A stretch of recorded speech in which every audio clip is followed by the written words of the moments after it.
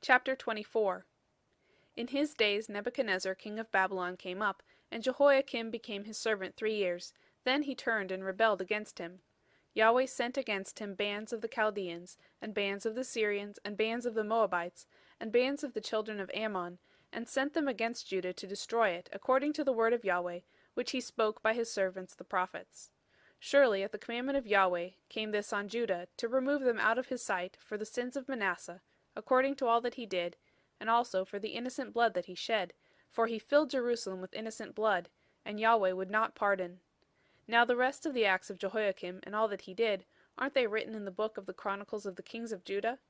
So Jehoiakim slept with his fathers, and Jehoiachin his son reigned in his place.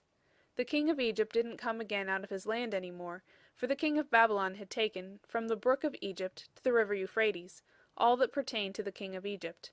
Jehoiachin was 18 years old when he began to reign, and he reigned in Jerusalem 3 months, and his mother's name was Nehushta the daughter of Elnathan of Jerusalem. He did that which was evil in the sight of Yahweh, according to all that his father had done. At that time the servants of Nebuchadnezzar king of Babylon came up to Jerusalem, and the city was besieged.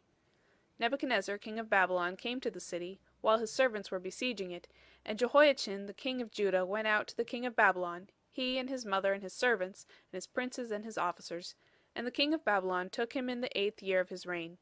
He carried out there all the treasures of the house of Yahweh, and the treasures of the king's house, and cut in pieces all the vessels of gold, which Solomon king of Israel had made in the temple of Yahweh, as Yahweh had said. He carried away all Jerusalem, and all the princes, and all the mighty men of valor, even 10,000 captives, and all the craftsmen and smiths. None remained except the poorest sort of the people of the land.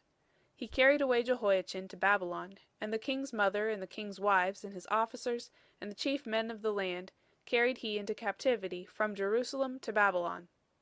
All the men of might, even 7,000, and the craftsmen and the smiths 1,000, all of them strong and apt for war, even them the king of Babylon brought captive to Babylon. The king of Babylon made Mattaniah, Jehoiachin's father's brother, king in his place, and changed his name to Zedekiah.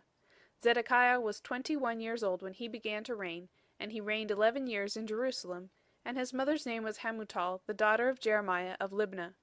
He did that which was evil in the sight of Yahweh, according to all that Jehoiakim had done.